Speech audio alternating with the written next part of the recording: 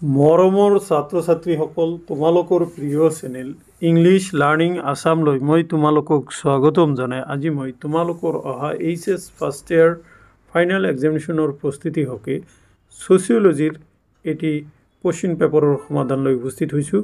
আজিৰ এই ভিডিঅ'ত মই তোমালোকৰ আগত HS first year final examination 2022 ছ'চিয়লজিৰ কোৱেশ্চন পেপাৰখনৰ কোৱেশ্চন নম্বৰ 1 নৰ পৰা কোশ্চেন নম্বৰ 13 লৈ আলোচনা কৰিম।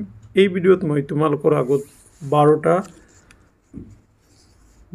এক মূল্যাংকৰ প্ৰশ্ন আৰু 12টা দুই মূল্যাংকৰ প্ৰশ্ন মুঠ 36 নম্বৰৰ সমাধান আগবঢ়াম আৰু আশা কৰিম এই 36 নম্বৰে তোমালোকৰ অহা পৰীক্ষাত ভালেখিনি সহায় কৰিব। গতিকে পলম নকৰি মূল বিষয়বস্তুলৈ আগবাঢ়ো।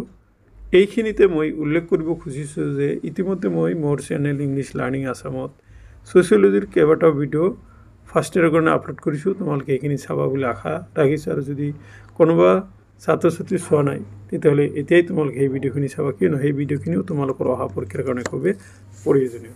গতিকে বলাচোন মৰমৰ ছাত্ৰ ছাত্ৰীসকল, পোনপ্ৰথমতে মই তোমালোকৰ আগত 2022 বৰ্ষত অহা ছ'চিয়লজিৰ কোৱেশ্চন পেপাৰৰ সমাধানখিনি জানিবলৈ প্ৰয়াস কৰোঁ। প্ৰথম প্ৰশ্নটো দিয়া আছে, দেখা কৈছে তলৰ প্ৰশ্নসমূহৰ উত্তৰ দিয়া। সমাজশাস্ত্ৰ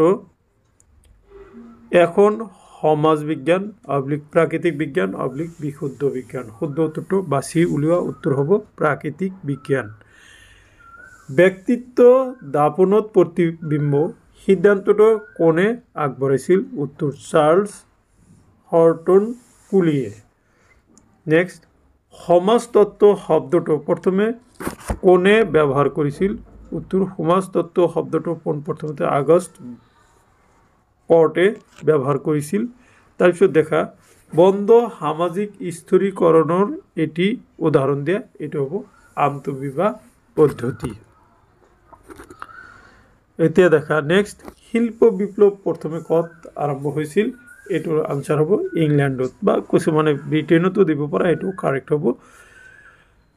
জনৰীতিবোৰ শিথিল কিন্তু লোকাচাৰবোৰ কঠোৰ, সঁচানে সঁচা?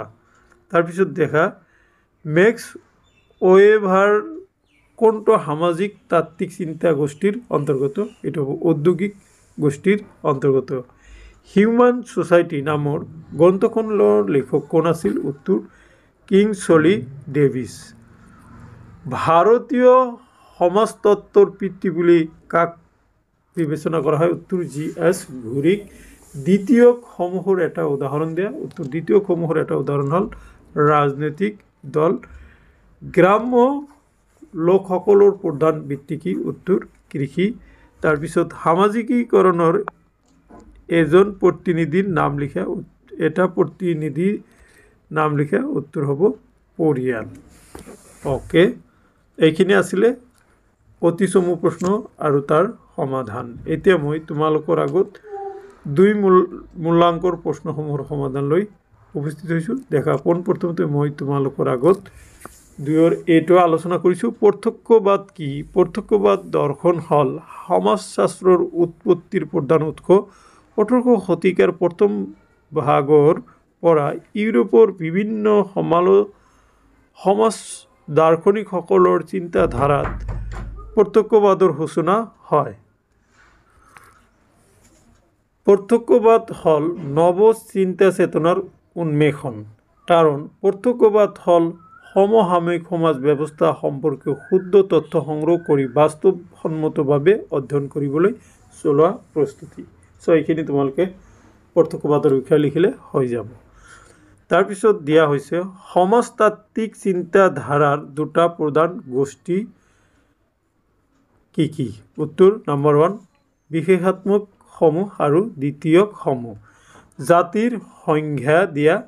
জাতি হ'ল হিন্দু সমাজ ব্যৱস্থা অনুসৰি এক সামাজিক শাখা যিটো নিৰ্ণয় কৰা হয় জন্মসূত্ৰে।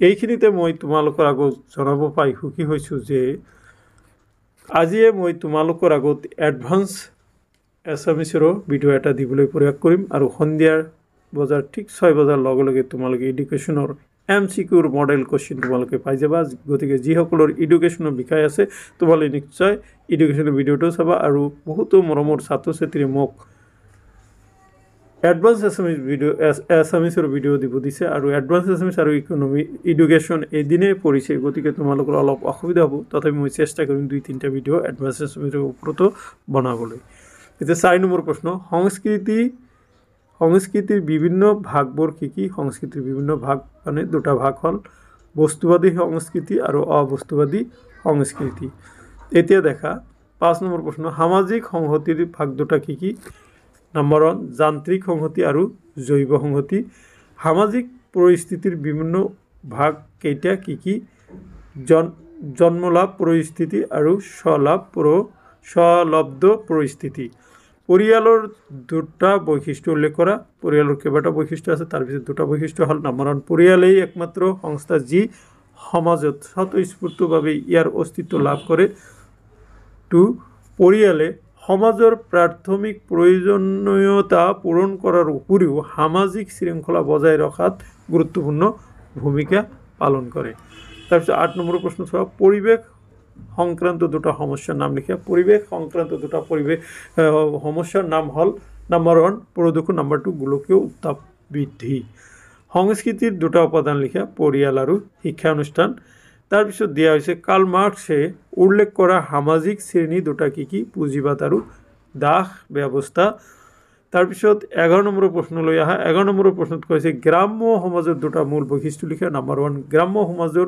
বৈশিষ্ট্যৰ নম্বৰ 1টো হ'ল গ্ৰাম্য সমাজৰ সকলো ব্যক্তিয়েই একে ধৰণৰ সুখ সুবিধা ভোগ কৰে নম্বৰ 2 গ্ৰাম্য সমাজত শ্ৰম বিভাজন কম পুঁজিবাদৰ দুটা বৈশিষ্ট্য লিখা পুঁজিবাদৰ দুটা বৈশিষ্ট্য হ'ল পুঁজিবাদত সকলো সম্পদৰ গৰাকী ধনী শ্ৰেণীৰ লোকসকল এই ব্যৱস্থাত শাসক গোষ্ঠী স্বেচ্ছাচাৰী হয় 13 নম্বৰ আৰু লাষ্ট নম্বৰৰ প্ৰশ্নলৈ আহা ইয়াত কোৱা হৈছে সামাজিক সংৰচনা কি সমাজৰ ব্যক্তিৰ আচৰণ সমাজ আৰু ব্যক্তিৰ মাজৰ সম্পৰ্ক আদিৰ এটা অন্তৰ্নিহিত আৰ্হি থকা দেখা যায় সামাজিক ৰচনাই সমাজৰ সুসংগঠিত ৰূপটোক বুজায় সো মাই ডিয়াৰ ষ্টুডেণ্ট এইখিনি আছিলে আজিৰ এই ভিডিঅ'ৰ বিষয়বস্তু আশা কৰিছোঁ আজিৰ এই ভিডিঅ'ৰ বিষয়বস্তুখিনিয়ে তোমালোকক অহা পৰীক্ষাত সহায় কৰিব ধন্যবাদ